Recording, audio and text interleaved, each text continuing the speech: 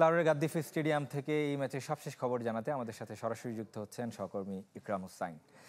ইকরাম, শরীফুলের injury, এছাড়াও নাহিদ হাসান, নাহিদ রানা পাশাপাশি খেলছেন না, বেশ কয়েকজন পেসার তাদের অনুপস্থিতিতে শেষ পর্যন্ত একাদশটা কেমন হতে পারে এবং কয়জন পেসার নিয়ে আসলে শেষ ম্যাচটাতে নামবে বাংলাদেশ?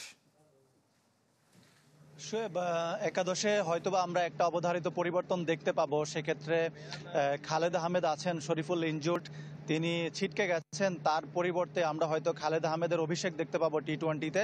আর আপনি যে পেসারদের কথা বলছিলেন, সেটা তো আসলে সিরিজের শুরু থেকেই বাংলাদেশ ভুগছে, এবং সেটা যে বাংলাদেশের সিরিজে খুব বেশি প্রভাব ফেলেছে সেটাও কিন্তু অনেকে মনে করেন না। কারণ বাংলাদেশ যে ক্রিকেটটা খেলছে, সেটাই যে ধরনের ক্রিকেট খেলছে, সেটাই আসলে টি-20-তে কোনো একটা দলের বিপক্ষে জেতার জন্য যথেষ্ট নয়।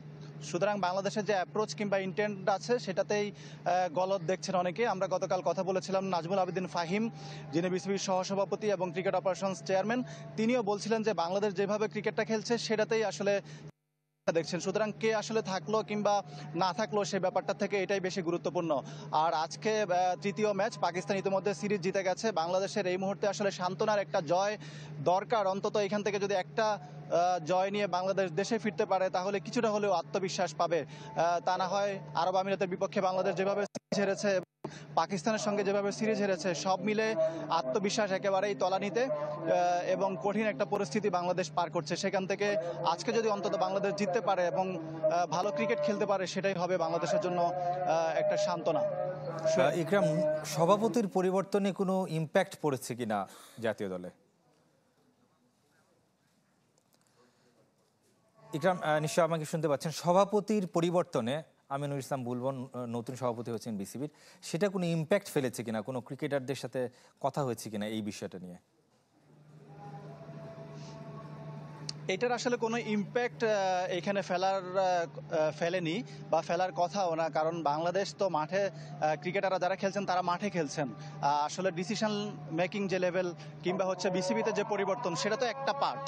তো এখানে ক্রিকেটারদের আসলে ঘুরে দাঁড়াতে হবে, ক্রিকেটারদেরকে ভালো খেলতে হবে।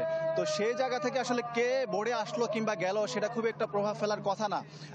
তবে আমরা গতকাল বিসিবির যে সহসভাপতি নাজমুল আবেদিন ফাহিম, তিনি দলের সঙ্গে আছেন, তার সঙ্গে কথা বলেছিলাম।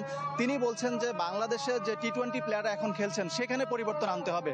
সেখানে যদি পরিবর্তন আনা হয়, নির্বাচকরা যদি ঝুঁকি নিয়ে নতুনদেরকে সুযোগ দেন, তাহলে হয়তো বা বাংলাদেশ এই ফরম্যাটে ঘুরে দাঁড়াতে পারবে। ইকরাম, আপনাকে অসংখ্য ধন্যবাদ। দর্শক, সবশেষ ম্যাচের সবশেষ খবর জানাতে আমাদের সাথে লাহোর থেকে যুক্ত হয়েছিলেন ইকরাম হুসাইন।